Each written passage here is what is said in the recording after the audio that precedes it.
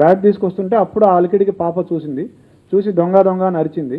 అరిస్తే అతను పరిగెత్తబోతే ఆ అమ్మాయి పరిగెత్తుకుంటూ వచ్చి చొక్కా పట్టుకుంది. అతన్ని పట్టుకుంటే ఆ కోపంలో తోసేస్తే మంచం మీద పడింది. మంచం మీద పడ్డాక కళ్ళు మూసుకొని విచక్షణ రహితంగా పొడి చేశానని చెప్పాడు.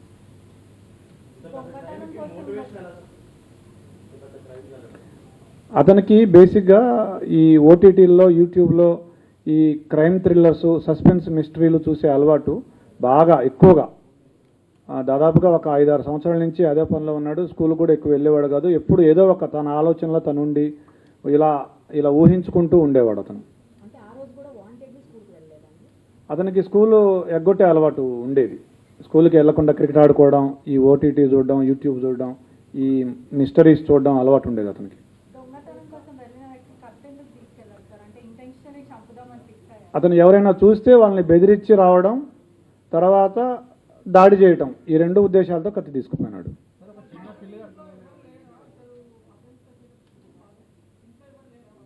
ఉన్నారు ఇంట్లో, వాళ్ళ నాన్నున్నాడు, వాళ్ళ సిస్టర్స్ ఉన్నారు, వాళ్ళ ఇంట్లో ఉన్నారు. వాళ్ళ మదర్ లేదు కానీ మిగతా వాళ్ళు ఉన్నారు.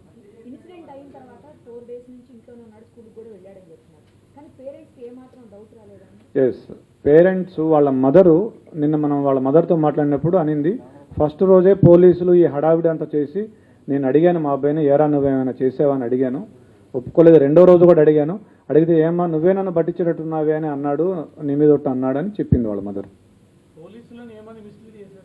పోలీసుల్ని ఆ రోజు మేము ఫస్ట్ రోజే అతన్ని క్వశ్చన్ చేసాం. ఎందుకంటే రెండింటికి జస్ట్ 2 అడుగుల దూరం ఉంటుంది, ఆ ఇంటికి ఈ ఇంటికి పిట్టగోడకి. మేము క్వశ్చన్ చేసాం ఆ ఇంట్లో ఉన్న వాళ్ళని. 3rd, 4th ఫ్లోర్లు, వీళ్ళు 4th ఫ్లోర్లో ఉంటారు. 3rd ఫ్లోర్ నుంచి వెళ్ళొచ్చు. పోలీసులకి మాకేం చెప్పాడంటే ఆ రోజు నాకు 10:15 ఆ టయానికి డాడీ అని గట్టిగా అరుపులు వినిపించాయి అని చెప్పాడు.